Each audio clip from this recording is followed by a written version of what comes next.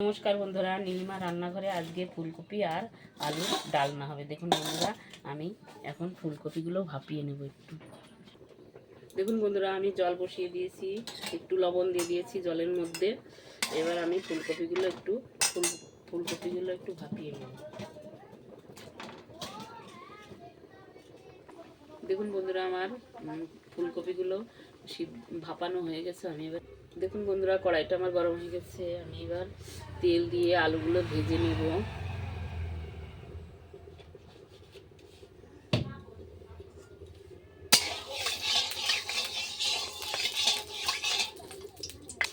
একটু হলুদ আর একটু লবণ দিয়ে আমি আলুগুলো ভেজে নেব।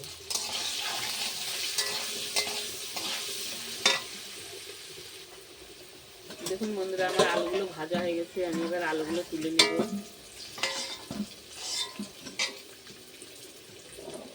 দেখুন বন্ধুরা, আমি আলুগুলো তুলে নিয়েছি। এবার এই তেলের মধ্যে আমি ফুলকপিগুলো ভেজে নেব।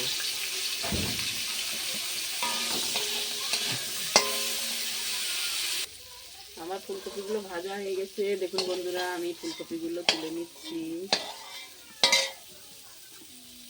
দেখুন বন্ধুরা, আমি ফুলকপিগুলো তুলে নিয়েছি। এবার কড়াইতে দেখুন বন্ধুরা, আমি কড়াইতে তেল দিয়ে দিচ্ছি। এবার রান্না করব। দেখুন বন্ধুরা, আমার তেল গরম হয়ে গেছে। আমি এবার ফোড়ন দিয়ে দেবো। দুটো শুকনো লঙ্কা, দুটো তেজপাতা আর এই জিরে আমি ফোড়ন দিয়ে দেবো। আর কটা গোটা গরম মশলাও দিয়ে দেবো। দিয়ে আমি ভালো করে তেলটা এবার হয়ে গেলে আমি এই যে পেঁয়াজ কুচি দিয়ে দেবো। পেঁয়াজ কুচিয়ে রেখেছিলাম, পেঁয়াজ কুচিটা দিয়ে দিলাম। এখানে আমি শিলপাটায় আদা রসুন আর 4টে শুকনো লঙ্কা বেটে রেখেছিলাম, দিয়ে দিলাম। দিয়ে এবার ভালো করে একটু মিশিয়ে নেব। এবার দিয়ে দেবো আমি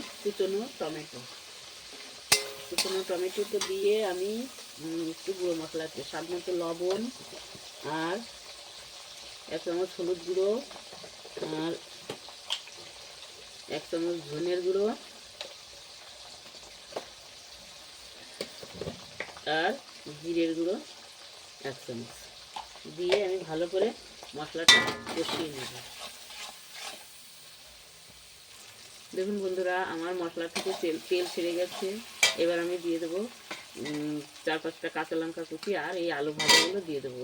আগে ভেজে রাখা আলুগুলো দিয়ে আমি ভালো করে কষিয়ে নেব। এবার আমি দিয়ে দেবো ফুলকপিগুলো এই মশলার মধ্যে আমি দিয়ে দেবো। দিয়ে একটু ভালো করে মিশিয়ে নেব। এবার আমার সব কিছু কষানো হয়ে গেছে। এবার আমি জল দিয়ে দেবো। জল দিয়ে এবার ঢেকে। দেখুন বন্ধুরা, আমার ফুলকপির ডালনাটা হয়ে গেছে। আমি এবার 1 চামচ গরম মশলা গুঁড়ো দিয়ে এবার আমি ধনেপাতা কুচিগুলো ছড়িয়ে দিয়ে এবার নামিয়ে ফেলব। দেখুন বন্ধুরা, এবার আমি নামিয়ে ফেলব। দেখুন বন্ধুরা, এই রেসিপিটা আপনারা বাড়িতে ট্রাই করে দেখবেন। এই রেসিপিটা যদি আপনাদের ভালো লেগে থাকে আমাকে লাইক কমেন্ট শেয়ার করতে ভুলবেন না। প্রচুর পরিমাণে। দেখুন বন্ধুরা, আমি এবার ফুলকপির ডালনাটা এবার নামিয়ে ফেলছি। কত সুন্দর দেখতে হয়েছে। আপনারা একবার বাড়িতে ট্রাই করে দেখুন। আমার এই রেসিপির মতো আপনাদেরও ভালো লাগবে, আশা করি ভালো লাগবে। দেখুন বন্ধুরা, কত সুন্দর হয়েছে।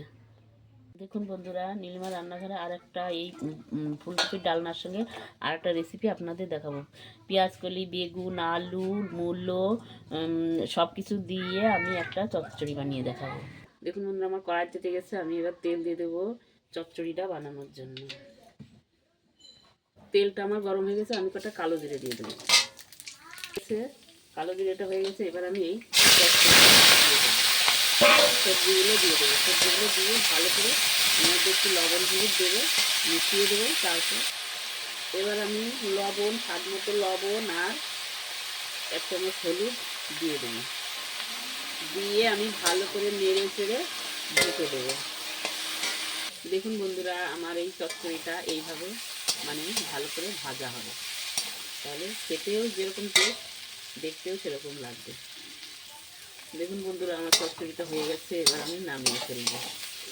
আপনাদের যদি এই রেসিপিটা বাড়িতে ট্রাই করে দেখুন, এই রেসিপিটা ভালো লেগে থাকে, তাহলে আমাকে লাইক কমেন্ট করতে, শেয়ার করতে ভুলবেন না। প্রচুর প্রচুর পরিমাণে লাইক কমেন্ট শেয়ার করবেন।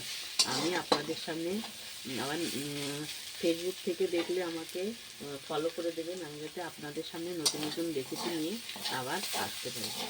দেখুন বন্ধুরা, এবার আমি নামিয়ে ফেলবো। দেখুন বন্ধুরা, আমার চচ্চড়ি হয়ে গেছে। আপনারা একবার বাড়িতে ট্রাই করে দেখুন।